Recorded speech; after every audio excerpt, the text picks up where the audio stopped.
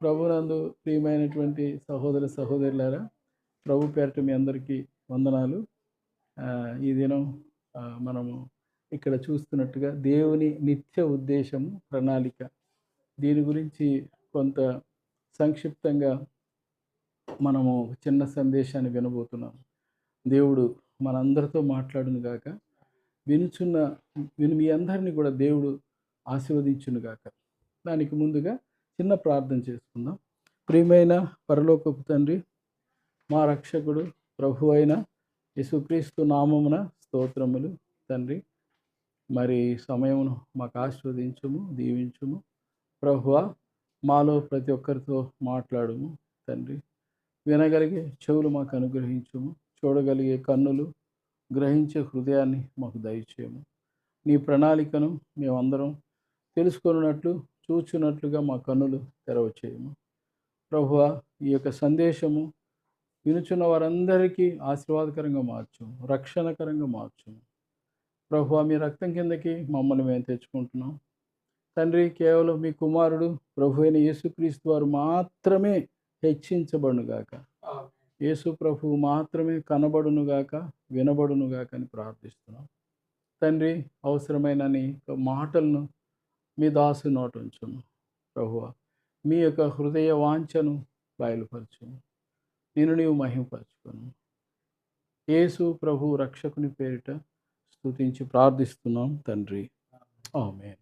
ఆమేన్. ప్రియమైన వాళ్ళారా, పరిశుద్ధ గ్రంథం బైబిల్లో నుండి ఇక్కడ చూడండి, ఎఫెసీ పత్రిక 1వ అధ్యాయము 8-9 వచనాలు అతి ప్రాముఖ్యంగా, అలాగే 3వ అధ్యాయం 8-11 వచనాలు. ఇవి దీని మీద నేను పరిశుద్ధ గ్రంథం నుండి మాట్లాడబోతున్నాను. సో ఈరోజు సందేశానికి ఆధారం, మూలం ఏదంటే పరిశుద్ధ గ్రంథమైన బైబిల్.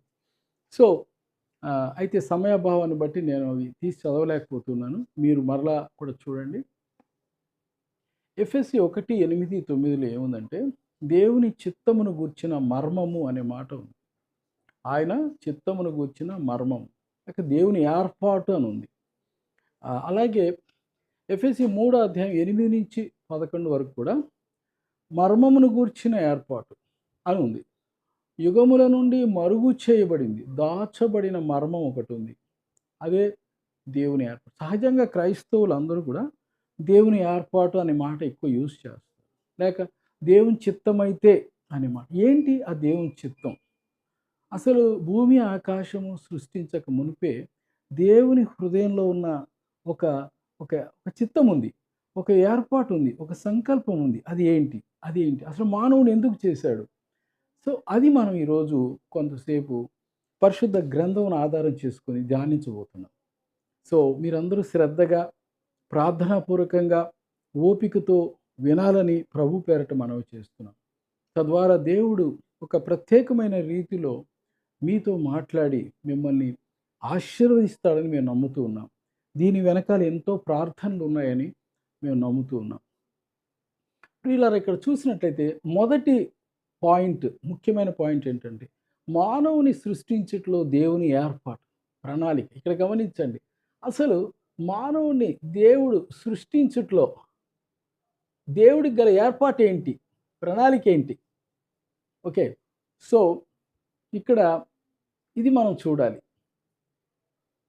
ఎందుకు మానవుని సృష్టించాడు దేవుడు? ఇక్కడ చూస్తే ఏ పాయింట్లో ఆత్మలో దర్శనం అని ఉంది. మనస్సు యొక్క నేత్రాలు తెరవబోట అత్యవసరం. సామెతలు 29:18. చూడండి, ఇక్కడ ఈ వాక్యంలో ఏముందంటే, దర్శనము లేని చోట జనులు కట్టులేక తిరుగుదు. ఇంగ్లీష్లో where there is no vision people perish. దర్శనం అంటే ప్రియులరా, ఏదో కలలో, రాత్రి సమయాల్లో, లేక పగటి వేళ నిద్రలో వచ్చే ఆ దర్శనాలు కాదు, ఆ కళలు కాదు. దర్శనము అంటే బైబిల్ ప్రకారంగా ఒక అసాధారణమైనటువంటి దృశ్యం. బైబిల్లో నుండి మనం ఒక ఎక్స్ట్రాడినరీ థింగ్ని చూడడం. కాబట్టి వాక్యములో నుండి ఒక ప్రత్యక్షతను చూడడం. ఎలాగా? ఆత్మనేత్రాలతో, మనోనేత్రాలతో. సో ఇది ఇప్పుడు ఈ సందేశం అర్థం చేసుకోవాలంటే మొదటిగా కళ్ళు తెరవబడాలి. ఏ కళ్ళు? మనోనేత్రాలు, ఆత్మనేత్రాలు తెరవబడాలి. ఇది జ్ఞాపకం పెట్టుకోండి. కాబట్టి వింటున్నప్పుడు మీరు చిన్న ప్రార్థన, ప్రభువా నా కన్నులు తెరువు. ఇది నేను అర్థం చేసుకోవాలి. అసలు ఎందుకు నన్ను పుట్టించావు? ఎందుకు సృష్టించావు? కాబట్టి చిన్న ప్రార్థన అవసరం. ఓకే. తర్వాత బి గమనించండి ఇక్కడ, చేతి తొడుగు అనగా గ్లౌజ్. చేతి తొడుగు అనగా గ్లౌజ్. చేతి ఆకారంలో చేయబడినట్లే మానవుడు దేవుని స్వరూపంలో చేయబడినవాడు. చూసారా? ఈ మాట గమనించండి. గ్లౌజ్ ఉంది. చాలామంది గ్లౌజ్ యూజ్ చేస్తారు కదా, డాక్టర్లు, నర్సెస్, క్రికెటర్స్. అయితే చేతికి 5 వేళ్ళు ఉంటాయి. ఎందుకు ఆ గ్లౌజ్ ఉంది? మనం చూడండి, అది చెయ్యి ఆకారంలో చేయబడింది, చేతి ఆకారంలో. సో అలాగే మానవుని దేవుడు తన స్వరూపంలో చేశాడు. ఆదికాండం 1:26లో ఉంది ఆ మాట. ఓకే. అయితే ఇక్కడ సి పాయింట్ చూస్తే, చేతి తొడుగు ఉద్దేశం ఏంటి అసలు? చేతిని కలిగి ఉంటున్నట్లే. చేతి తొడుగు గ్లౌజ్ ఎందుకు చేయబడిందో చేతిని కలిగి ఉంటుంది, వేరే దాని కొరకు కాదు. ఆ గ్లౌజ్ అనేది నీళ్ళు వేసుకోవడానికి కాదు, డబ్బు దాచుకోవడానికి కాదు, ఓకే, రాయడానికి కాదు, దేనికి కాదు. కేవలం ఈ 5 వేళ్ళు దానిలోనికి వెళ్ళినప్పుడే దాని ఫలితం నెరవేరుతుంది కదండి. కాబట్టి చేతిని మానవుని చేయుటలో దేవుని ఉద్దేశం, మానవుడు దేవుని కలిగి ఉండుట కొరకు. ఇది చాలా లోతైన విషయం. మానవుడిని ఎందుకు చేశాడంటే దేవుని కలిగి ఉండునట్లు. ఇది సహజంగా చాలామంది క్రైస్తవులకు కూడా తెలియదు. ప్రభువు నమ్మారు, రక్షించబడ్డారు, ప్రభు రక్తంలో కడగబడ్డారు, ఈ లోకం విడిస్తే పరలోకం వెళ్తామనే నిరీక్షణతో ఉన్నారు. కానీ అసలు ఎందుకు మానవుడు చేశాడు అంటే దేవుని కలిగి ఉండునట్లు. ఇది మనం గమనించి, ఈ చిన్న మాట గమనించండి. ఎందుకు చేయబడ్డా అంటే మానవుడు దేవునిని, ఈ మాట చూడండి, దేవునిని కలిగి ఉండుట కొరకు చేయబడినాడు. ఎక్కడుంది బైబిల్లో? ఎఫెసీ 2:22. ఇవి వచ్చిన తర్వాత చూసినట్లయితే ఆత్మ దేవునికి నివాస స్థలం. ఆత్మ దేవునికి నివాస స్థలం. ఓకే. ఇది మరలా మనం ఇంకా చూస్తాం. తర్వాత డి పాయింట్ చూడండి, చేతి తొడుగు యొక్క గురి లోపల చేతిని బయటికి వ్యక్తపరచుట. అలాగనే మానవుడిని చేయుటలో దేవుని గురి మానవుని లోపలికి ప్రవేశించిన దేవుడు తనను తానే బయటికి వ్యక్తపరచబడుట కొరకు. గురి ఏంటి అసలు? చేతి తొడుగు గ్లౌజ్ గురి ఏంటంటే చేతిని వ్యక్తపరుస్తుంది. మరి దేని కాదు, మరి దేని కొరకు కాదు. అలాగే లోపల చేతిని బయటికి వ్యక్తపరుస్తుంది కదా. ఒకవేళ గ్లౌజ్ వేసుకునే చేతి కదిలేది చెయ్య, కానీ కనబడేది గ్లౌజ్. కనబడేది గ్లౌజ్ కానీ కదిలేది. అలాగే నీవు నేను ఎందుకు చేయబడ్డామంటే దేవుడు మన ఆత్మలోనికి వచ్చినట్లుగా చేయబడ్డాం. సరే, తర్వాత చూద్దాం. సో ఇక్కడ ఈ వచనాలు కూడా గమనించండి. ఫిలిప్పీ 1:19 ఆ విధంగా యెషయా 43:6 నా మహిమ నిమిత్తము నేను సృజించిన. మహిమ అంటే ఏంటి? యాక్చువల్గా మహిమకు నిర్వచనం ఏంటంటే వ్యక్తపరచుట, దేవుని వ్యక్తపరచుట. సో దేవుని వ్యక్తపరచడానికే మానవుడు సృష్టించబడ్డాడు. సో ప్రియులారా, ఇక్కడ మనం చూస్తే ఇది ఒక మాట రాయబడింది, ఇది చాలా మార్మికమైంది, ఇది లోతైంది. దీన్ని అర్థం చేసుకుంటకు దర్శనం అవసరం. ఇదే పౌలు భక్తుడు చూసిన పౌలు అంటాడు, పరలోకం నుండి కలిగిన దర్శనమునకు అవిధేయుడను కాను. ఏంటి ఆ దర్శనం? క్రీస్తు మరియు సంఘం. అంటే ప్రభువైన యేసుక్రీస్తు ఆయన నాలోనికి వచ్చాడు, నాలో ఉన్నాడు. సో ఆయన నాలో ఉండి మనందరిలో ఉన్నాడు. అదే సంఘము అనేది చాలా లోతైన మాట. ఓకే. ఇది తర్వాత మీకు కొద్ది క్షణాల్లో అర్థమవుతుంది. సో ప్రియమైన వారులారా, ఇక్కడ మనం చూస్తే ఇది మన మొదటిగా అర్థం చేసుకోవాలి అంటే మనకి ప్రార్థన అవసరం. మన కళ్ళు తెరవబడాలి. మానసిక జ్ఞానంతో అర్థం కాదు, బైబిల్ జ్ఞానంతో అర్థం కాదు, లేక సిద్ధాంతాలు చాలా ఉన్నాయి బైబిల్, దాంతో కూడా అర్థం కాదు. చాలా వరాలు ఉన్నాయి బైబిల్లో, దాంతో కూడా అర్థం కాదు. సో ప్రియమైన వారులారా, ఇది అర్థం చేసుకోవాలంటే దేవుడు కనికరం కావాలి, కళ్ళు తెరవబడాలి. చిన్న ప్రార్థన, ప్రభువా నా కన్నులు తెరువు చేద్దాం. ఇది మొదటి పాయింట్. తర్వాత రెండో మెయిన్ పాయింట్ ఇక్కడ చూస్తే మానవుడు 3 భాగాలు ఉన్నాయి. ఈ 3 భాగాల్లో చూడండి, ఒకటి శరీరము, బిలో ప్రాణము, 3 సిలో ఆత్మ. శరీరం ఎందుకు చేయబడింది? ఆహారం కలిగి ఉండినట్లు కదండి. మన కడుపు ఆహారంతో నింపబడినట్లు శరీరం చేయబడింది. ఇది భౌతిక లోకం. చూడండి, భౌతిక లోకమునకు సంబంధించింది. భౌతికమైన వాటిని తాకగలము, ఆహారము, నీరు, గాలిని కలిగి ఉండినట్లు శరీరం చేయబడింది. ఇంకో మాట చూడండి, భౌతికమైన శరీరంతో వినగలం, చూడగలం, తినగలం. ఇది ప్రస్తుతం నేను ఫలానా ఊరిలో ఉన్నాను. సో, ఈమె నా భార్య, ఈమె నా భర్త. ఇది భౌతిక లోకం. ఇది నా పిల్లలు. ఓకే. వస్తువులు, స్థలాలు, ఇవంతా భౌతిక లోకం. అయితే ఇక్కడ చూడండి, ప్రాణం. ప్రాణం అంటే ఏంటి? మనసు, మానసిక లోకం తాకగలదు, ఆలోచించగలం, ఆయా పనులు చేయుటకు జ్ఞానం కలిగి ఉన్నట్లు చెప్పు. కాబట్టి ప్రాణంలో 3 ఉంటాయండి. మనసు, ఆవేశము, చిత్తం. మనసు దేనికంటే ఆలోచన, ఆలోచిస్తాం, ప్లాన్ చేస్తాం. ఆవేశం అంటే సుఖదుఖాలు, ఫీలింగ్స్, భయాలు, లేక ధైర్యము, సంతోషము, దుఃఖము, ఇలాంటి ఫీలింగ్స్ ఉంటాయి. అలాగే చిత్తము, స్వచిత్తము, నేను, నాది, నా ఇష్టము, నాకు కావాలి, సెల్ఫ్ అనేది ఉంది చూసారా, అది ప్రాణానికి సంబంధించింది, ప్రాణం. మూడోది ఆత్మ. ఇంకా చెప్పాలంటే అసలు ప్రాణంలో మనసు ఎందుకుందంటే చదువులు చూడండి, పిల్లలు చదువుకోవాలి. ఏది ఏ ఏ ఏ భాగం యూజ్ చేయాలి? మైండ్ యూజ్ చేయాలి. ఉద్యోగం చేయాలి, ఏది యూజ్ చేయాలి? మైండ్ యూజ్ చేయాలి. కంప్యూటర్, మైండ్ యూజ్ చేయాలి. నువ్వు డ్రైవింగ్ చేయాలి, మైండ్ యూజ్ చేయాలి.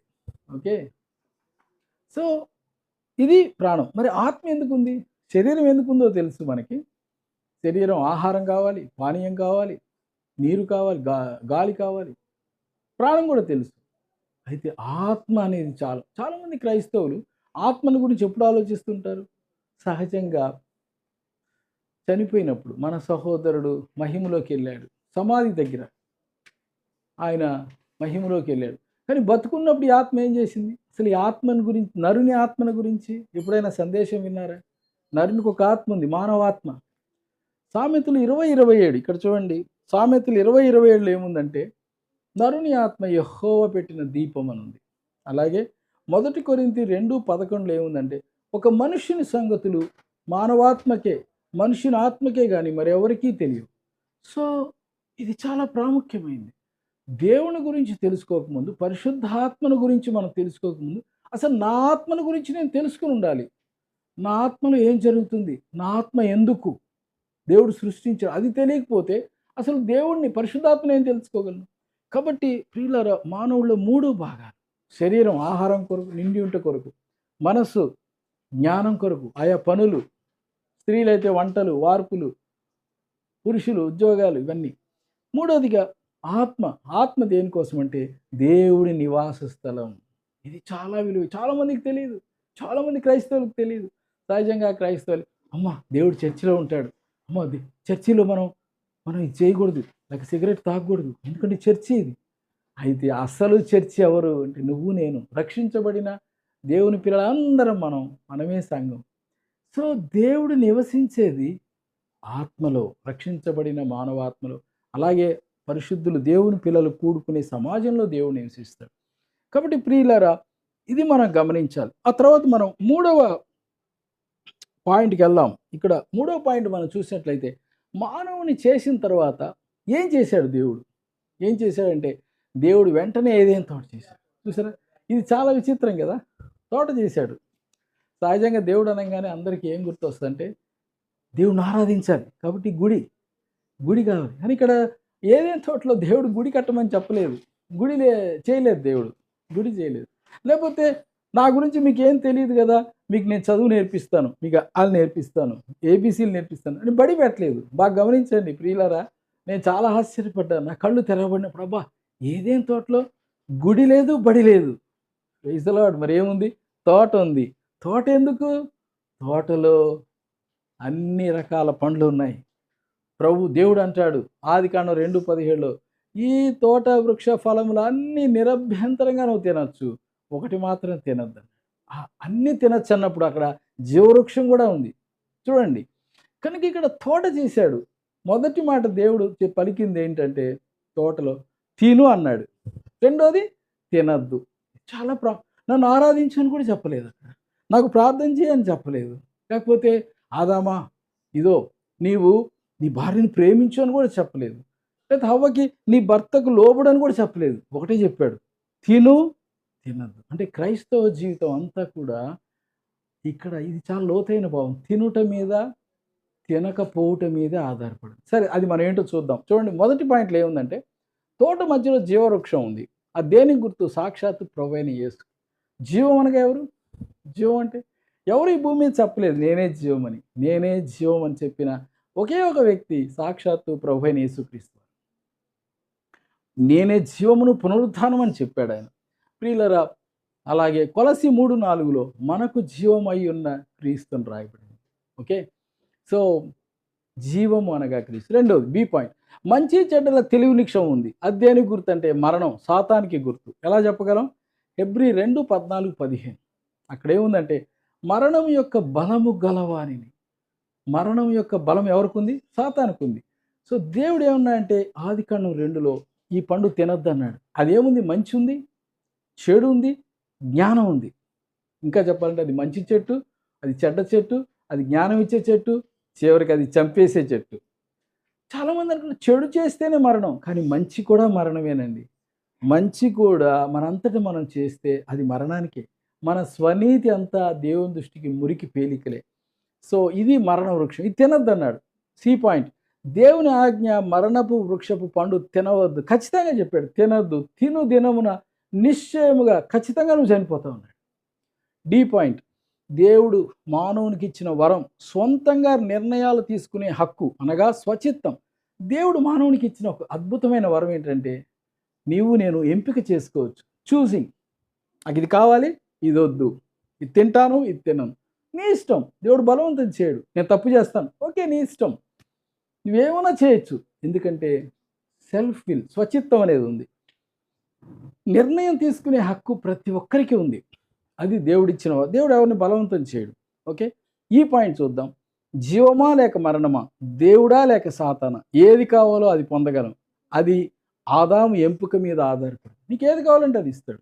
జీవం కావాలా, మరణం కావాలి, నీ ఇష్టం, నో ప్రాబ్లం. నువ్వు కోరుకో, నువ్వు ఎంపిక చేసుకో, నేను బలవంతం చేయను. ప్రియులారా, ఆదాము ఎంపిక మీద ఆధారపడి. ఇది మూడో పాయింట్. చూడండి, ఇప్పుడు మనం 4వ పాయింట్కి వస్తున్నాం. 4వ పాయింట్ ఏంటంటే సాతానుడు ఎలా ప్రవేశించాడు, మానవుడు ఎలా పతనమయ్యాడు. చాలామందికి తెలియదు సాతాను ఎలా ప్రవేశించాడు అసలు మానవుల్లో. చూడండి, ఏ పాయింట్. ఆదాము హవ్వలు దేవునికి తిరుగుబాటు చేసి తినవద్దన్న పండు తిన్నారు. తినవద్దన్న పండు, అది అది తిరుగుబాటు. అంటే ఒక రకంగా ఏంటంటే దేవుడు వద్దన్నాడు, కానీ హవ్వ ఆదాము ఏమంటారు? నా ఇష్టం, నేను తింటాను, నువ్వెవరు?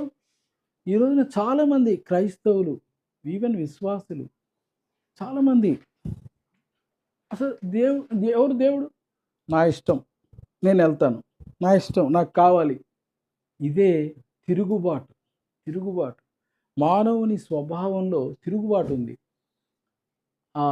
అంటే ఎందుకు వచ్చిందంటే సాతాను మాట విన్నాడు. బి పాయింట్ చూడండి. మోసగాడు, అబద్ధీకుడైన సాతానుడు తన యొక్క మరణకరమైన విషపూరితమైన పాపపు జీవమును మానవుని శరీరము మరియు ప్రాణములోనికి ఎక్కించాడు. ఎప్పుడైతే హవ్వ సాతాను మాట వినిందో, నమ్మిందో, అనుమానం పుట్టుకొచ్చింది. అది శాపగ్రస్తమైన చెట్టు, అది ఆకర్షణీయంగా కనపడింది. అది తిన్నప్పుడు లోపలికి ఏమి వెళ్ళిందంటే వాళ్ళిద్దరిలోనికి మొదట ఆమె ప్రాణములోనికి అనగా మనస్సులోనికి, తర్వాత శరీరంలోనికి విషం ఎక్కించాడు. సాతానుడు విషం ఎక్కించాడు, నెమ్మదిగా ఇంజెక్షన్ ఎక్కించాడు. తర్వాత చూడండి, సి పాయింట్. సాతాను బయట ప్రపంచంలో నుండి మానవుని మనసు, ఆవేశములు, చిత్తములోనికి పనిచేయచ్చు, లోపరుచుకొంచు, వశపరుచుకొంచున్నాడు. కాబట్టి బయట నుంచి వస్తాడండి, బయట లోకంలో నుండి. ఉదాహరణకి లోకంలో మూవీస్ కావచ్చు, లేక సెల్ ఫోన్ కావచ్చు, లేక చూడకూడని దృశ్యాలు కావచ్చు, కొన్ని పుస్తకాలు కావచ్చు, నావెల్స్ కావచ్చు, లేక చెడు సహవాసం కావచ్చు. అందులో నుండి సాతానుడు ఏం చేస్తాడు? మానవునిలోనికి ప్రవేశిస్తాడు.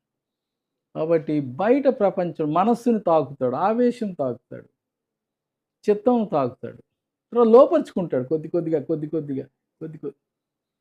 తర్వాత చూడండి, డి పాయింట్. తద్వారా మానవులోనికి శరీర దురాశలు, నేత్రపు దురాశలు, గర్వము, జీవపు డంబం పుట్టిస్తాడు.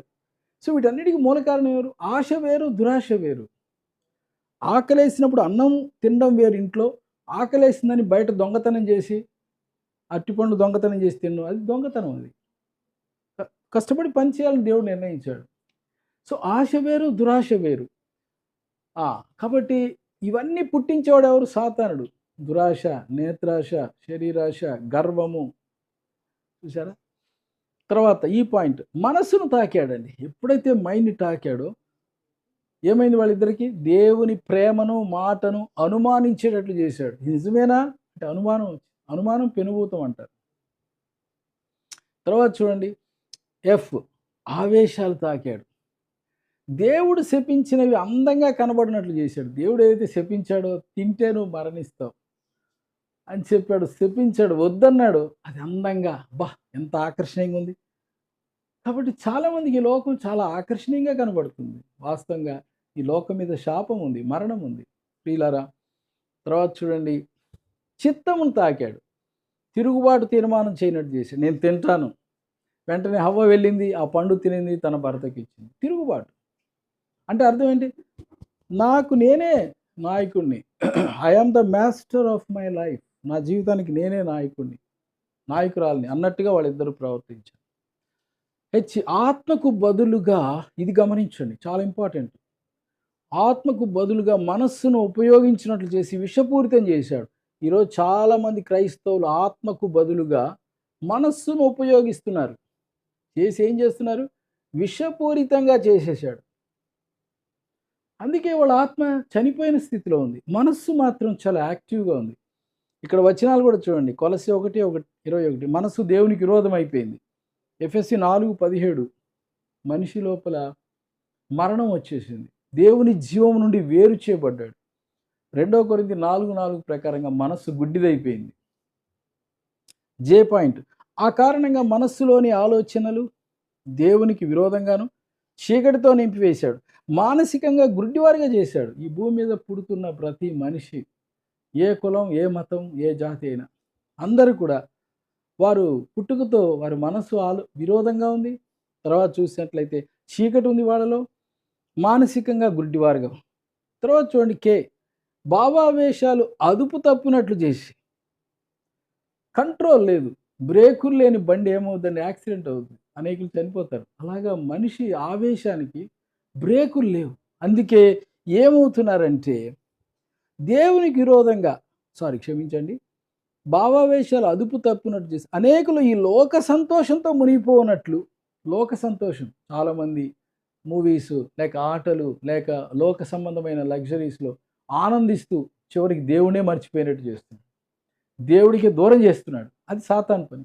ఇంకేం చేస్తున్నాడు చూడండి, ఇక్కడ ఆత్మహత్యలో నడిపిస్తున్నాడు. ఎంతోమంది కృంగిపోయి నిరాశ పాలై భయము, చింత, అనేక రకాలైన బానిసత్వంలో ఉంటూ చివరికి ప్రాణాలు తీసుకుంటున్నారు. ఈ కారణం ఏంటి? సాతానుడు మరి ఆవేశాలు తాకుతున్నాడు. ఇక్కడ చూడండి పాయింట్లో చిత్తమును అహంకార పూరిత చిత్తముగా మార్చివేశాడు. అంటే అహంకారం, చిత్తం అనేది ఉంది మనలో. అంటే చిత్తం అంటే దేవుడు మనకి ఇందాక చెప్పాను వరం. ఏంటి ఆ వరం? మనం ఎంపిక చేసుకోవచ్చు, స్వచిత్తం. కానీ అది దేవునికి లోపడడానికి బదులు ఇక్కడ చూడండి ఒక మాట ఉంది, నేను, నావి, నా ఇష్టం, నాకు కావాలి, నీవెవరవు అనే మాటలతో మనుషులందరూ ఈ మాటలే కదా. నేను, నాది, నా ఆరోగ్యం, నా కుటుంబం, ఎంతసేపు నేను నేను నేను. ఈ నేను అనేది ఎక్కడి నుంచి వచ్చిందంటే దేవునికి విరోధైన సాతానుల నుండి వచ్చింది. ప్రియులారా, ఆ సాతానుడు ఈరోజు మానవులను, మరి ముఖ్యంగా మనం చూస్తే క్రైస్తవుల్ని కూడా ఈ స్వచిత్తంలోనికి నడిపిస్తుంది. ఎవరు? నా ఇష్టం, దేవుడు ఎవరు అసలు కనపడట్లేదు, ఎవరు ఆయన, ఎక్కడో ఉన్నాడు, నాకెందుకు? ఈ విధంగా మానవుని పతనం చేస్తుంది. తర్వాత చూడండి పాయింట్, దేవుని సృష్టిలో పాపము లేని దేహము ఇప్పుడేమైంది? పాప శరీరముగా మారిపోయింది. దిగంబరత్వం, సిగ్గు, భయం, నేరారోపణ, విభజనలతో మానవులను నింపేశాడు. సో దేహం అసలు దేవుడు మానవుని చేసినప్పుడు దేహం అది శరీరం కాదు, దేహం. అంటే పాపం లేదు. ఆదాము మరి ఇద్దరు భార్యాభర్తలే, కానీ వాళ్ళలో పాపం లేదు. అయితే ఎప్పుడైతే వద్దన్న పండు తిన్నారో ఏమైపోయింది? అది శరీరంగా మారిపోయింది. శరీరంగా అయినప్పుడు ఏమైంది? వాళ్ళకి దిగంబరత్వం, సిగ్గు అనేది తెలిసింది. తర్వాత సిగ్గు అనేది వచ్చింది, భయం వచ్చేసింది, దాక్కున్నారు. దాక్కున్నారు. తర్వాత ఎందుకు ఆదాము నువ్వు తిన్నావంటే, ఇదో నీవిచ్చిన స్త్రీ నేరారోపణ. ఇతరుల మీద నేరం మోపడం అనేది ఆదికాండం 3వ అధ్యాయంలో ఆదాము ద్వారా మొదలైంది. ఒకరి మీద ఒక నేరం మోపు. తర్వాత విభజనలు 4వ అధ్యాయంలో అన్నదమ్ములు విడిపోయారు. సొంత అన్న తమ్ముడిని చంపేశాడు. విభజన. సో ఇవన్నీ కూడా పాప ఫలితం. సో ఈ రోజున మనం చూస్తే మానవుడు 3 రకాలుగా పతనమయ్యాడు. ఆత్మలోకి మరణం వచ్చింది, దేవుని నుంచి దూరం అయ్యాడు. ప్రాణంలో మనసు చీకటితో నింపివేశాడు, దేవునికి విరోధంగా చేశాడు. దేహము పాప శరీరంగా మారింది. ఈ రోజున ప్రభు మన కన్నులు తెరచునుగాక, మన స్థితిని మనం చూచినట్లుగా, ఆ విధంగా మన స్థితిని ఎరిగి ప్రభు దగ్గరికి వచ్చినట్లు ప్రభు చేరిన మనందరినీ కనికరించునుగాక, ప్రభు మనందరినీ దర్శించునుగాక. ఆమేన్. దేవుడు మీ అందరినీ దీవించునుగాక. ఆమేన్. ప్రియమైన వాళ్ళారా, ఇప్పుడు మనము మిగిలిన భాగము మరుసటి తర్వాత మరలా సందేశంలో విడుదల చేసి మనం వివరించుకుందాం. అయితే ఆ మిగిలిన సందేశంలో 3 పాయింట్లు ఉంటాయి. ఒకటి ఇప్పటికి 4 అయిపోయినాయి. 5వ పాయింట్లో మానవుని సమకూర్చుటలో లేక పునరుద్ధరించుటలో దేవుని మార్గం ఏంటి, మానవుని ఎలా దేవుడు సంపాదించుకుంటున్నాడు, ఆకర్షించుకుంటున్నాడు అనేది మనం ఆ పాయింట్లో మనం చూస్తాం. 5వ పాయింట్. ఇక్కడ 6వ పాయింట్ చూడండి.